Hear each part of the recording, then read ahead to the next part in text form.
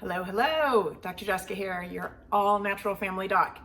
And one of the biggest questions that I probably get is, what do you do for prevention since you're not like all into the medical route? And I kind of giggle with that because I'm all about prevention. Like, that is the mode that I operate on all of the time. But then I started thinking about it, like I get it. You know, your kind of medical route, especially for women, is mammograms and blood draws and highly invasive kind of medical things. That is interesting because in a lot of countries there's a lot of research on how mammograms actually can cause the very problem that it's actually detecting. So when I start thinking about all of that, I really decided to put together a core of prevention that I felt safe offering for not only myself, but also back out to my patients. So one of the things that I do every single year is I do a thermography, and I do a breast thermography, but I also do a full body thermography. And for me, that is one of the quickest ways we can find out if there is any sort of inflammatory change in your body. And then it's super easy to follow that up in 3 months. And we can also make some changes that occur in those 3 months as well. So we can see, can it be decreased or does it increase?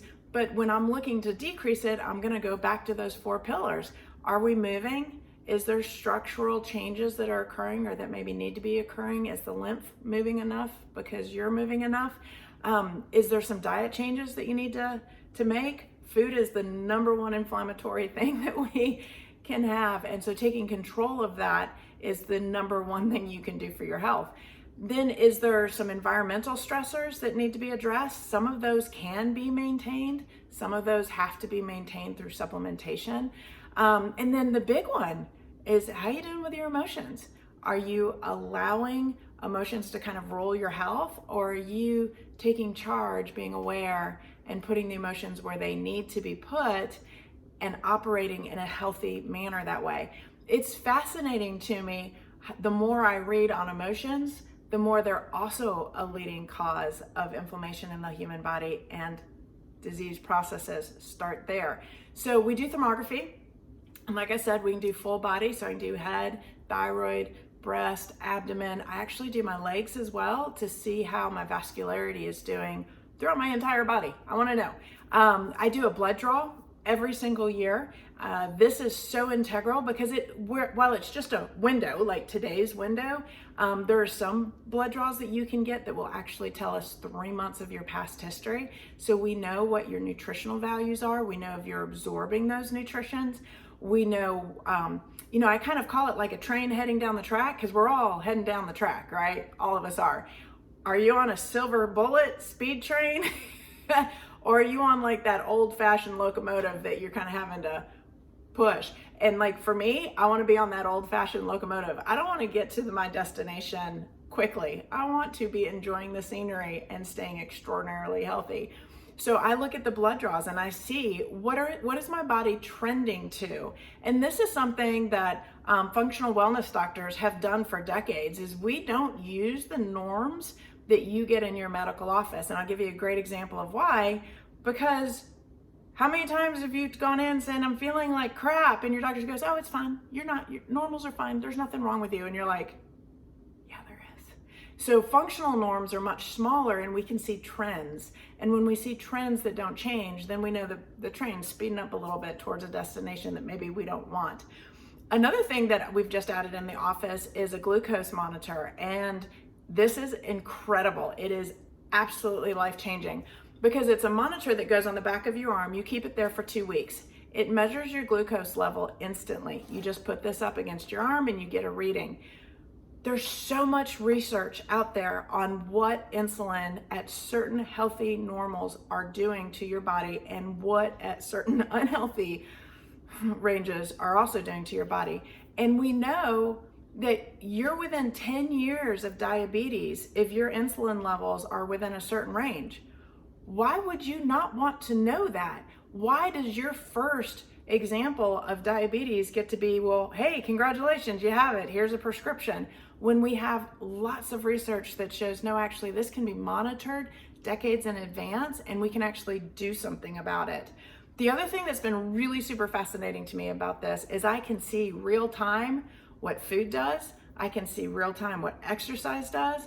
I can see real time what stress does. And to me, that right there is worth $1 million in prevention, because I know I'm doing the right exercise that keeps my insulin levels in check. I know I'm doing the right emotional balance. I know that I'm doing the right food choices. There's no longer guessing, and that is key. And so I just recommend maybe doing that even just 2 weeks out of the year. Just see what your body's doing and how you're handling things would be huge. The other thing that I do preventatively, and I do this one about every 3 years. I don't do this one every year like the other ones. And this is just an allergy food finger prick. It's super simple to do. I really originally got it for children so we could see what was kind of inflaming the kids. And I hate saying allergy because it's not really an allergy. It's what is currently inflaming your body. And sometimes it can just be, hey, I've been eating too much of the one thing and haven't mixed it up enough, and my body's saying, whoa, Nelly, stop. And so this has been really fascinating for me, just to pick out items that I would have never guessed my body wasn't doing well. Like Brussels sprouts. Hello, whose body doesn't do well with Brussels sprouts? Apparently me. So it's gonna go on the back burner for about 90 days, and I'm not putting that into my body. So those are just some of the simple tests that I run every year so that I know what my body is doing. So if you're out there and you're like, hey, I'm going to my doctor tomorrow, what can I run? Make sure you get vitamin D levels. They are integral to your health. Every one of your hormones, every one of your body's ability to heal starts with vitamin D. Make sure you know what your A1Cs are. That's your body's insulin level over the last 3 months. You can't fake an A1C. You can fake a glucose test all day long. Make sure you know what your C-reactive protein levels are. And most of the times doctors will tell you there's no drug to fix that, so we don't test that. But that tells me how much inflammation is your body dealing with. And inflammation is one of the first signs of disease processes. And then of course get a regular CBC that kind of lists everything in between, your iron, make sure you're not anemic, and then how's your heart and your cholesterol. Like, that's all good information. How they treat it I disagree with, but it's still good information. I just use it differently.